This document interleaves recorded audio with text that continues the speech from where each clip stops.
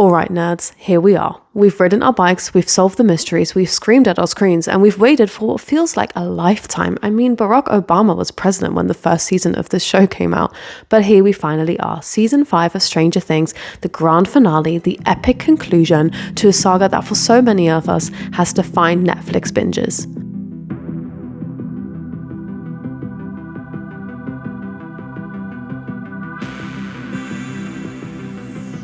Now that the dust has finally settled on Hawkins, Indiana, I'm just sitting here wondering, what in the upside down really happened? Because what we got, in my opinion, wasn't the triumphant return of our misfit heroes. It wasn't the character-driven horror mystery that we've all grown to love. It felt like a completely different show, a show that struggles with endgame syndrome. It has way too many characters, it has alarmingly low stakes, and we've lost all the character intimacy that made season 1 so special. Now, before we dive into this Vecna-sized hole that's in my chest after watching the finale, let's just lay my cards out on the table and be very honest here. Here's my ranking of the seasons that we've had.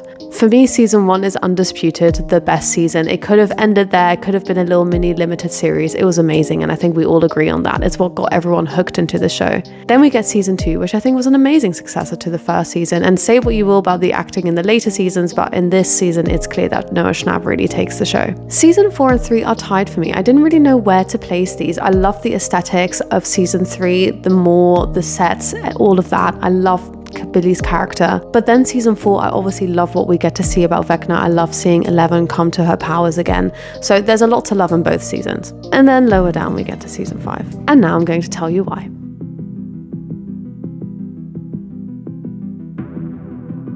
Let's start with the initial intrigue and potential heart and soul of this show, Eleven, or in this season, as she was more known, plot device number 11. For 4 seasons, we've watched Elle transform from a silent lab girl to finding her voice, her family, and ultimately herself. Her journey of understanding her powers, where they came from, and how to control them was the driving force behind so much of the show's emotional weight. But this season, it felt like they kind of hit the reset button on her character. Take her style, for instance, and this might sound a little bit superficial, but to me, this is a huge tell. Elle's wardrobe, especially in season 3, was a visual manifestation of her growing independence, her figuring out who she was. Who is she away from Dr. Brenner? Who is she to Mike? Who is she to her friendships? What's her relationship with Hopper, with Joyce? And who's she as an individual? This season, it seems like they stripped all of this away, and I barely recognized her at times, and the entire time I thought, this is not how she would choose to represent herself and visualize herself during these moments. It really felt like they stripped her individuality alongside her entire character arc. And what about her powers? We spent the entirety of season 4 following her intense journey of self-discovery, reflecting, reconnecting with her past, and relearning how to harness her ability at the Nina Project and away from Dr. Brenner eventually. And she mastered them. I mean, she was a force. She bloody took helicopters down from the sky. And then we get to season 5 and suddenly it feels like they're partially stripped away. She's struggling with things that we wouldn't expect her to be struggling with at all. And if anything, it felt like just artificial tension, almost to slow down the progress and have her overcome this in a way as well. I mean, we see her training, we see her doing her parkour, but where's it really going? And all of that is to say that she was sidelined completely to bring Will's character arc to fruition. It felt like they thought that the only way to bring Will's character fully to fruition was to sideline Eleven completely and turn her into a plot device rather than her own evolving hero story arc. And don't even get me started on her ending, we're gonna get into that, but I have a lot of thoughts about that as well. And this brings me to my second point, the stakes. What stakes?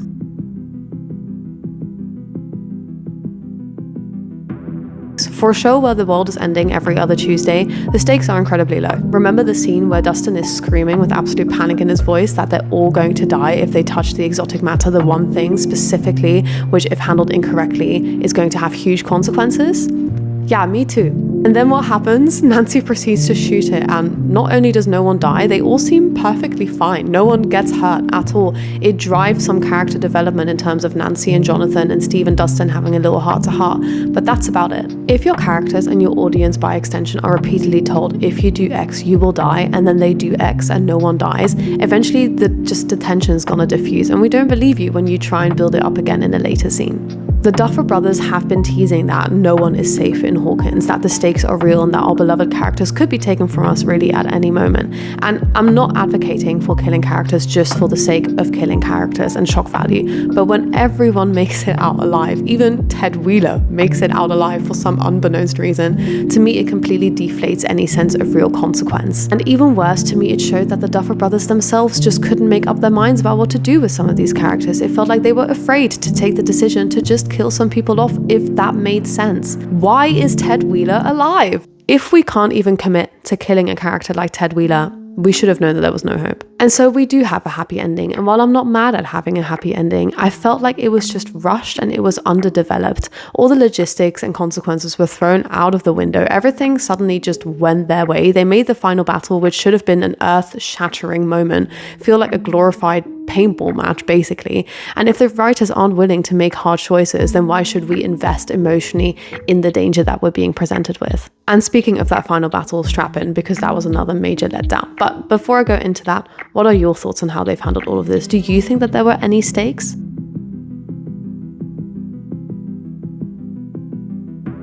So I have to admit, I've never been a huge fan of these massive, big end boss battles. I mean, if we look at something like Endgame, it's definitely entertaining, but for a show like Stranger Things, which really at its core is about a small town mystery, this isn't what I'm looking for. But for some reason, huge world-ending stakes started being thrown in, specifically around season 3, and so at this point we knew to expect an epic battle. And so logistics were thrown to the wind. Suddenly everyone can scale mountains in about 10 seconds while Nancy is running away from the massive Mind Flayer. And can we talk about the Mind Flayer's design? While I think it looks cool and I understand they made him look like a spider based on kind of what we were learning about Vecna in the previous season as well, I think we can all agree that the design of the Mind Flayer in the second season is terrifying and menacing. Why didn't it look like that? I mean, it was a shadow that was possessing people, and in terms of that, it felt small this season, not in terms of scale, but in terms of danger that it represented. If you're going to bring back the ultimate big bad guy, don't make him so easily defeated with some flamethrowers. And did I see that right, that Lucas was throwing just water balloons at him? I mean, I'm sure it can't have been that, but it definitely looked like that. And where was the rest of Vecna's army? There's a theory that the Mind Flayer consumed the Demogorgons for power, but the show never really addresses it. And imagine a fight where they first have to fight the bats, then they have to fight the Demogorgons, then, my god, the Mind Flayer comes in next, and Vecna, and it all just builds to this crescendo. I've seen a lot of people talk about how the Upside Down has just turned into a place that you just casually walk into, and it really does feel like that. I mean, we didn't see a single Demogorgon this entire last episode. Unless I've forgotten it somewhere.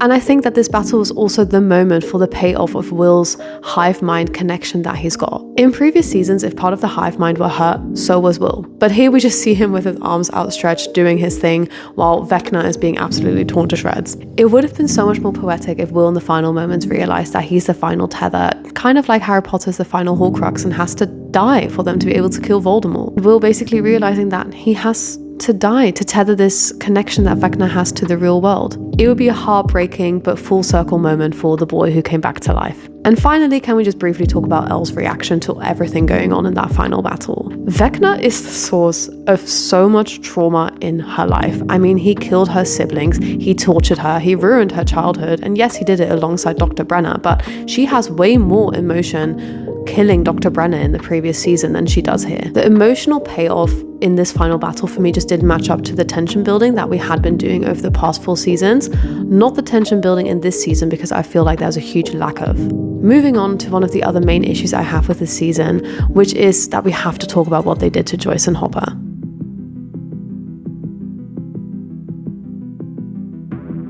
It was quite frankly quite painful for me to watch Joyce Byers be absolutely annihilated in this season in terms of character development. In season 1, Joyce is the engine. She is the only one who saw the truth. She fought to have people believe her. She fought with her ex-husband. She won all of these battles. She was fierce. She was independent.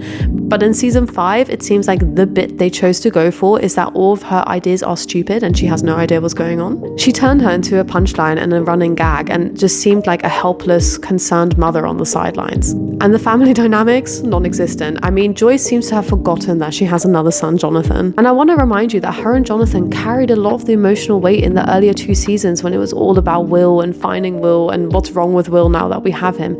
And they barely talk to each other. I don't think they talk at all to each other in terms of mother and son having a conversation while the world is ending. On top of that, I feel like they completely ignored her relationship with Eleven. I mean, there was a time where she was basically kind of like a mother to Eleven. I don't see that reflected anywhere in this season. And then there's Hopper. David Harbour is a great actor, but I felt like I personally could tell that he was checked out. I don't know if it happened once he read the script and saw that they just had him do nothing all season long, basically, and again return to his grumpy self. I mean, they had him on this epic journey in the previous season through Russia, only to bring him back and give him absolutely nothing to do. And like I said, kind of have him regress to this grumpy guy that he is at the beginning of season 3. And I really feel like they took 2 of the most dynamic characters and just turned them into like cardboard cutouts for us to look at. Now I want to talk about one of the most debated moments in the season, which is Will's coming out scene.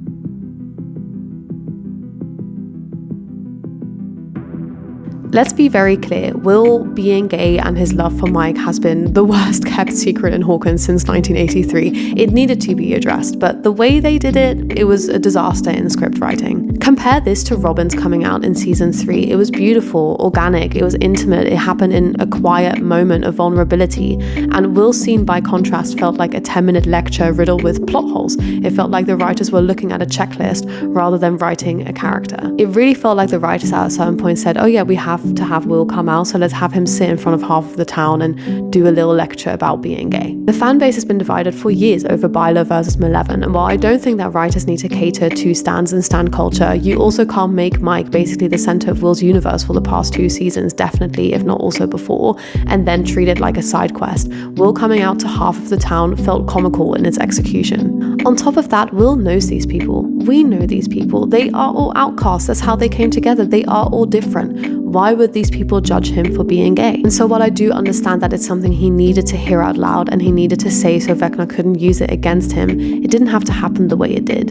And to me, the fact that we have a scene similar to this with Robin, executed perfectly in season 3, is the biggest indicator of a regression in the writing. They took a deeply personal struggle for Will and turned it into a heavy-handed moment that sucked the air out of the finale. And finally, I briefly want to touch on something that I like to call the homework problem.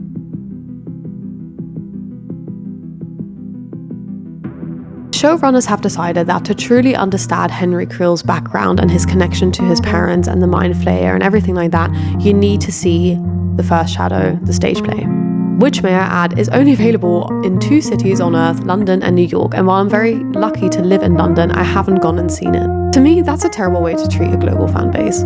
Yes, you can find a synopsis of the play on the internet, but Vecna has been built up to be this huge character with a huge backstory that everyone wants to know where this guy came from, and it's barely addressed in the last season. Something I've barely seen people talk about is that I feel like I learned nothing about Vecna this season at all, even though we've spent countless scenes in his memories with Max. One of these scenes being that they introduced the idea that Joyce and Hopper, they all knew Henry, and where does it go?